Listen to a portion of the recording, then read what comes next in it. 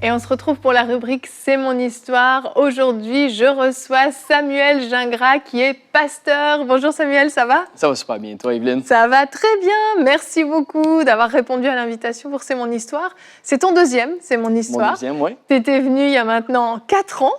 Maintenant que tu me l'as dit, je sais c'est quand. Ouais. Ça fait 4 ans que tu étais venu faire ton premier C'est mon histoire. Tu avais raconté ta conversion, vraiment comment tes parents avaient prié pour toi. Et aujourd'hui, tu viens nous expliquer comment tu as failli te tromper de direction par tes projets, parce que tu avais des projets que tu voulais mener à bien. Et Dieu t'a arrêté au dernier moment et vraiment on lui rend grâce. Donc toi, c'est ça, tu as grandi dans une famille chrétienne, tu connaissais le Seigneur quand même depuis petit et vraiment à l'adolescence, tu t'es pleinement donné à lui. Et tu as eu plusieurs prophéties concernant l'appel qu'il y avait sur ta vie quand tu étais adolescent, vers 16, 17, 18 ans, c'est ça? Oui, vers à peu près 16, 17 ans, j'ai commencé vraiment à me consacrer. Puis forcément, tu te retrouves de conférence en conférence. Puis Dieu parle sur ta vie. Tu reçois des choses, mais c'est le fun quand c'est confirmé par d'autres. Et les prédicateurs, d'événement en événement, ou sans même chercher à ce qu'on prophétise sur ma vie, mais ces gens-là venaient avec des paroles qui étaient récurrentes. Et du coup, ça affirmait mon appel, ce que Dieu avait prévu faire à travers ma vie. Puis comme je voulais le suivre, moi, mon but, c'était tout simplement de me consacrer à Dieu et bien sûr, entreprendre des démarches qui étaient pour m'amener à vivre cette parole-là. C'est ça. Cette parole, qu'est-ce que c'était ces prophéties qui revenaient de manière récurrente? Bien que je serais un pasteur, forcément, mais que je serais justement une voix qui serait entendue par les nations, que ma musique serait entendue peut-être à la radio un jour, pas peut-être, c'est ce qui a été prophétisé. Et du coup, tu aurais je une reçois influence dans le milieu du show business aussi, exactement, c'est ça? que je serais une voix, une lumière, puis que ma voix serait entendue, mais que je serais pastoral envers des gens d'influence dans le show business. D'accord. Et d'ailleurs, aujourd'hui, on se retrouve à voir certaines de ces prophéties-là s'accomplir. Mais avant que cela arrive, on peut essayer d'entreprendre ces choses-là ou ces paroles-là par nos propres forces. C'est ça. Et c'est ce qui s'est passé. C'est exactement ce qui s'est passé. Tu étais jeune marié, vous aviez une petite fille à ce moment-là, quel âge avait Siloé à ce moment-là? Elle avait 1 an à peu près, non? Donc, premièrement, je reçois ces prophéties à l'âge de 17-18 ans. Oui. Je les ai jusqu'à l'âge de 25 ans. Et donc, du coup, à l'âge de 25 ans, je décide, si Dieu parle, c'est que Dieu donne le vouloir, puis il donne forcément à le faire. Bon, mais je dois accomplir le plan de Dieu. Ma fille, à 25 ans, elle avait peut-être 2 ans. Oui, elle était petite à ce 2 ans, moment-là. exactement. Donc, ma fille, elle a 2 ans. Ça fait 3 ans que Laure et moi, on est mariés. Elle me suit dans cette belle aventure. On se dit, c'est le temps, on va avancer dans les projets que Dieu a de former pour nous. Mais il faut savoir que c'est l'appel de Dieu, ce n'est pas notre appel à nous qu'on est appelé à accomplir. Et donc, si Dieu t'appelle, il y a un dessein, il y a une façon de faire les choses qui sort de notre norme. Puis c'est d'ailleurs pour ça c'est important de ne pas se conformer au siècle présent. Parce que notre monde, le monde qu'on est dans, va nous dire de faire telle chose. Mais Dieu, des fois, va dire de faire tout le contraire. Il va dire, attends-moi, fais-moi confiance. Oui, je vais l'accomplir, mais dans son temps. Puis en réalité, je me suis retrouvé à être un peu comme Moïse. Il sait ce qu'il est appelé à faire, mais pour montrer au peuple qu'il est un sauveur et qu'il est là pour les libérer, c'est quoi qu'il fait? Il tue un Égyptien. Il va à l'encontre de son appel. Quelques années plus tard, il se retrouve à écrire « Tu ne tueras point ». C'est drôle comme des fois, on a comme envie de plaire à Dieu, de suivre Dieu, puis malheureusement, on entreprend des mauvaises façons de pouvoir essayer, je dis bien essayer d'accomplir le plan de Dieu. Et c'est ce qui s'est passé. Toi, tu as eu le projet de partir à Los Angeles. tu t'es dit, je vais rencontrer là-bas des personnes quand même du milieu, qui ont des labels, etc. Je vais aller frapper à des portes. Et puis, il y a une opportunité qui va s'ouvrir. Et puis, c'est l'appel que Dieu a sur ma vie. Donc, tu prends l'avion, tu quittes ton travail, tu prends l'avion pendant 1 mois, tu pars d'abord, tu pars à Los Angeles tout seul. Et là, tu vas frapper à des portes. Et il y a des portes qui s'ouvrent réellement pour toi. Il y a des portes qui s'ouvrent. Écoute, moi, je suis un fonceur de nature. Puis, des fois, faut justement faire confiance à Dieu, surtout avec ce type de personnalité-là, parce que des fois, tu peux devancer les étapes. Et donc, moi, je me dis, si Dieu a dit que mes chansons passeraient un jour à la radio, il faut forcément que je me retrouve avec un label. Il faut que j'ai une opportunité de faire un album, de trouver une façon de percer dans l'industrie du showbiz. Dieu m'appelle et donc j'y vais. Et donc, sur ce, je cogne à des portes de labels. Je suis à Los Angeles pendant 3 semaines de temps. Je me retrouve à avoir des rencontres avec des gens importants du milieu. Puis moi, je vois ça comme la faveur de Dieu. Maintenant, aussi rapidement que ces portes-là se sont ouvertes, quand ce n'est pas le plan de Dieu, ces portes-là se referment. Et donc, c'est exactement ce qui s'est passé. Je me retrouve dans des studios avec des gens qui ont une notoriété dans le milieu. Ils écoutent ce que je fais, puis ils me disent « Hey, on va travailler avec toi. Déménage, ramène ta femme, tes enfants, puis ta fille à l'époque. Puis on va travailler avec toi, on va enregistrer un EP, on va enregistrer un single, puis je veux te faire rencontrer un manager ou telle personne. Puis... Et donc, pour moi, je suis... Toi, tu te dis, tu es dans le plan de Dieu, là. À 100% dans le plan de Dieu.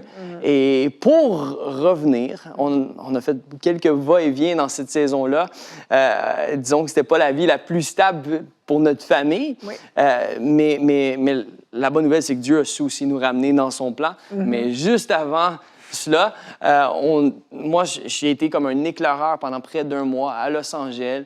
J'ai cogné aux portes. Les portes semblent s'ouvrir.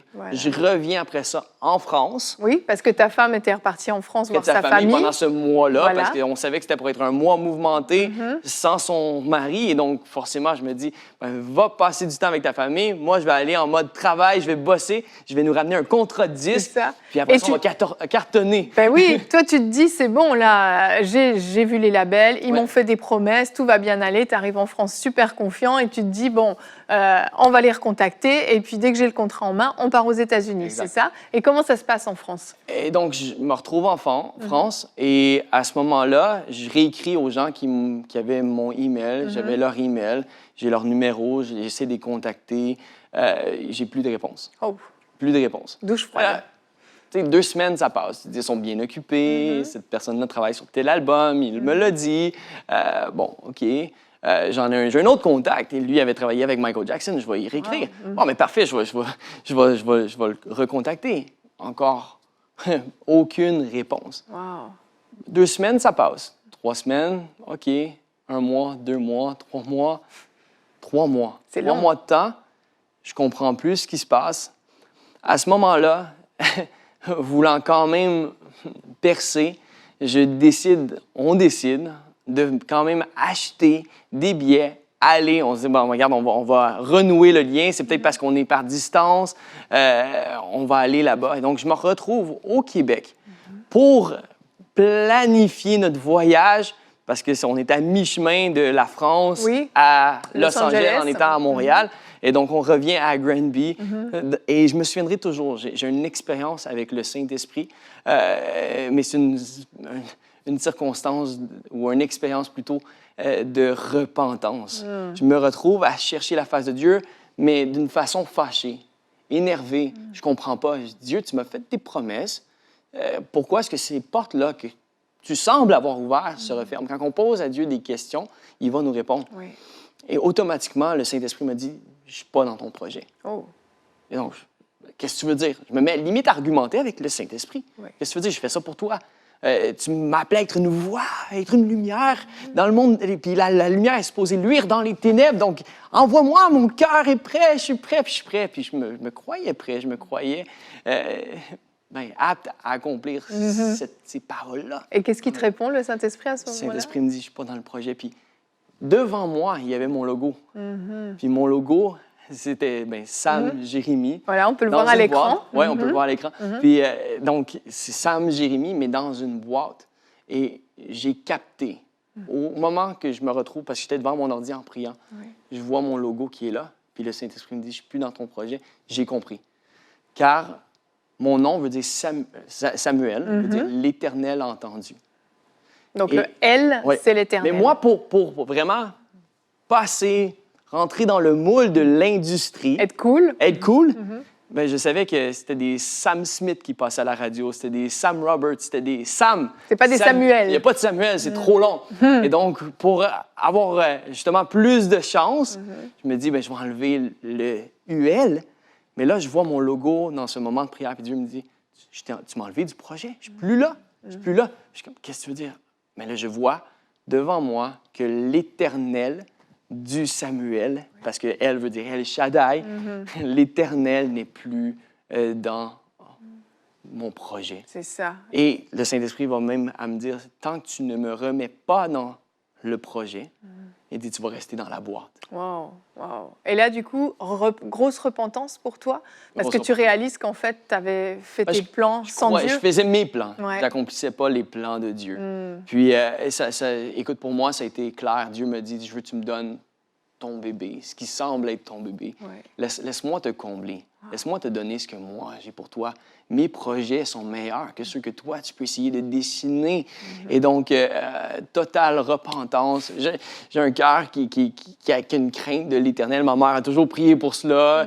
J'ai toujours remis tout dans les mains de Dieu. Mais des fois, on pense s'enligner dans la bonne direction, mais le bon est l'ennemi du meilleur. Dieu a le meilleur pour nos vies. Puis, des fois, on se satisfait en tant que croyant pour des bonnes choses, mais qui ne font pas partie du plan de Dieu ici. Ça semble être bon, bien, c'est même pas comparable. Et donc, ce n'est même pas bon. Et pour moi, ça n'aurait pas été bon. Dieu m'a donné des visions de ce qui serait passé si j'étais allé dans cette direction-là. C'était clair et net que j'aurais été peut-être un pantin dans j'aurais fait...